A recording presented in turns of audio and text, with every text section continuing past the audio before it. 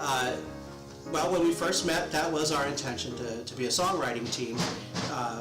But as I was also learning the songs and singing, I used to have a vending machine route, and I drove a van, and I put a radio behind me. I strapped it onto the rack, and I would listen to our music, and I was learning it and singing it. Well, I've always been a reluctant performer. So, and with Mark, I loved writing songs together. I didn't really want to perform. But Mark was really like enthusiastic, not only as a songwriter, but as a, wannabe performer.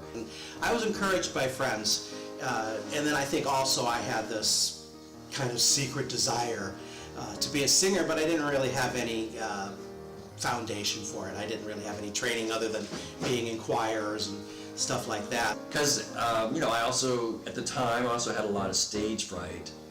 So, I didn't really want to have to deal with that. But, you're writing songs, how else are they going to get out there if you don't perform them? So, in retrospect, it makes sense, like, yeah, let's get these out there. So I didn't think of myself as a singer until later in the process, when the songs were really so much part of our everyday life, and I felt like they were stories coming from me, and I really loved singing them. So I think it was just kind of a natural progression that we needed to get our songs out there to get them heard. And I think through most of it, our thought was that somebody would want to record our songs, and we worked toward that. But I think the reason we ended up performing was to get out there so people could actually hear the songs and then hopefully want to do one. He wanted to get out there. Let's get these songs out there, and, let's do the PR and, whatever. So I kind of like went along for the ride. And, we got some gigs, not a lot, but they were, fairly high profile for San Francisco.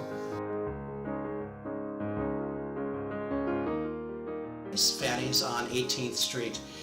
We did perform in other places, but those are the performances that really stuck with me because it was such a high energy time, both in the city and our lives, and just in our partnership and writing and all of that. And it was just a cool little place that I'd seen other people perform in that I never kind of thought, I'll perform there someday. Because Fanny's was, to me, the premier cabaret in San Francisco. So to perform at Fanny's was, to me, a coup. We also did a thing at the boarding house, which was, excuse me, a major club at the time.